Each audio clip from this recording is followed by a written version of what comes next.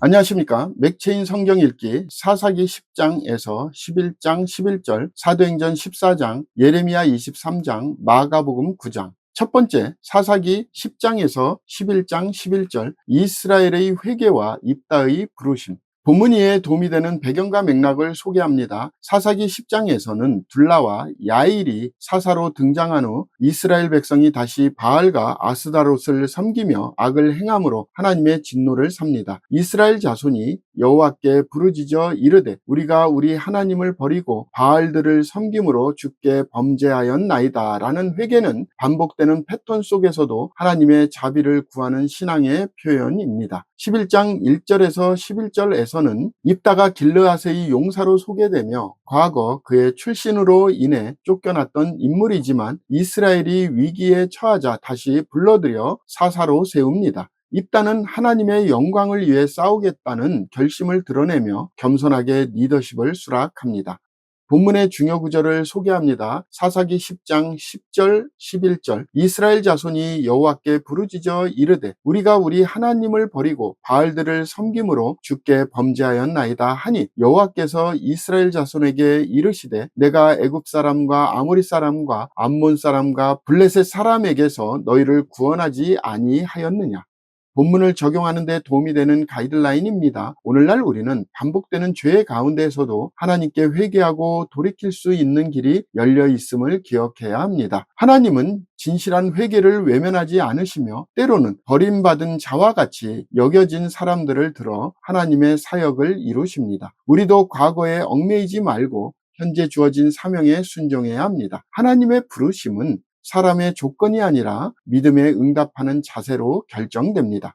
두 번째, 사도행전 14장 이방 지역에 세워진 복음의 증거. 본문 이해에 도움이 되는 배경과 맥락을 소개합니다. 사도행전 14장에서는 바울과 바나바가 이고니온, 루스드라, 더베 등 여러 지방 지역을 다니며 복음을 전하는 사역이 펼쳐집니다. 루스드라에서는 바울이 태어나면서부터 걷지 못하던 자를 고치자 사람들은 바울과 바나바를 제우스와 헤르메스 신이라 여기며 제사를 드리려 합니다. 그러나 그들은 우리도 여러분과 같은 성정을 가진 사람이라며 오직 하나님께만 영광을 돌릴 것을 촉구합니다. 끝내 유대인의 선동으로 바울은 돌에 맞아 죽은 줄 알았으나 다시 일어납니다. 이 장은 복음이 이방 세계로 더욱 확장되는 분기점이 됩니다.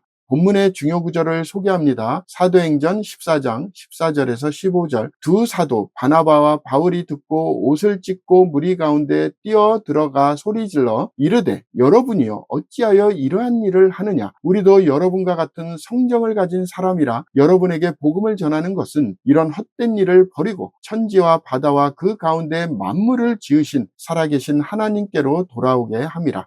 본문을 적용하는 데 도움이 되는 가이드라인입니다. 오늘날 우리는 복음을 전할 때 자신의 능력이나 인기보다 하나님의 진리와 영광을 드러내는 데 집중해야 합니다. 때로는 오해와 박해가 따르더라도 사명자는 진리를 향해 흔들림 없이 걸어가야 합니다. 고난 속에서도 일어나는 능력은 하나님께서 함께 하신다는 확증입니다. 교회는 이방을 향한 사명을 잊지 말아야 합니다.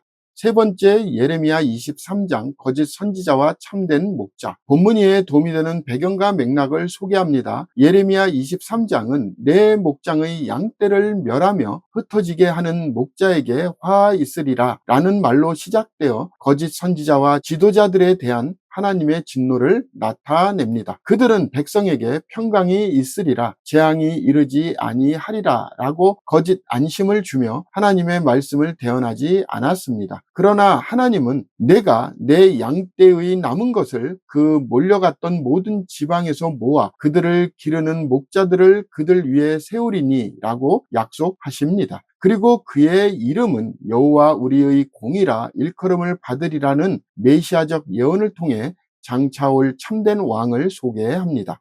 본문의 중요 구절을 소개합니다. 예레미야 23장 5절 6절, 여호와의 말씀이니라. 보라, 때가 이르리니 내가 다윗에게 한 의로운 가지를 일으킬 것이라. 그가 왕이 되어 지혜롭게 다스리며 세상에서 정의와 공의를 행할 것이며 그의 날에 유다는 구원을 받겠고 이스라엘은 평안히 살 것이며 그의 이름은 여호와 우리의 공이라 일컬음을 받으리라.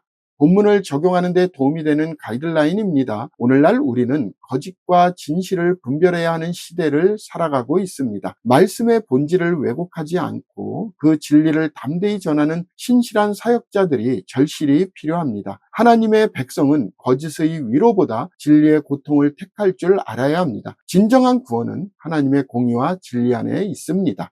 오늘의 마지막 본문 마가복음 9장 제자도의 깊이와 변화의 영광. 본문 이해에 도움이 되는 배경과 맥락을 소개합니다. 마가복음 9장은 예수님의 변화산 사건으로 시작됩니다. 그 옷이 광채가 나며 세상에서 빨래하는 자가 그렇게 희게할 수 없을 만큼 매우 희어졌더라는 묘사는 예수님의 신적 영광을 상징적으로 드러냅니다. 변화산 아래에서는 귀신 들린 아이를 제자들이 능히 고치지 못하자 예수님은 믿음 없음을 책망하시며 믿는 자에게는 능히 하지 못할 일이 없느니라고 말씀하십니다. 제자들 사이에 크기 논쟁과 예수님의 이름으로 행하는 자에 대한 관용은 공동체 내에서의 겸손과 포용을 가르치는 중요한 장면입니다.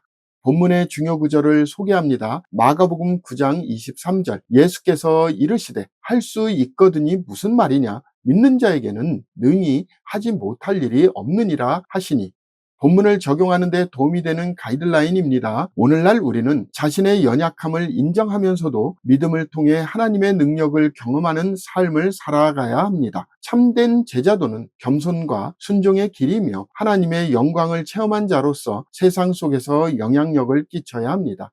제자 공동체는 경쟁보다 섬김을, 배타하는 것보다 수용을 선택해야 합니다. 믿음은 모든 상황 속에서 하나님께 나아가는 능력의 통로입니다. 감사합니다.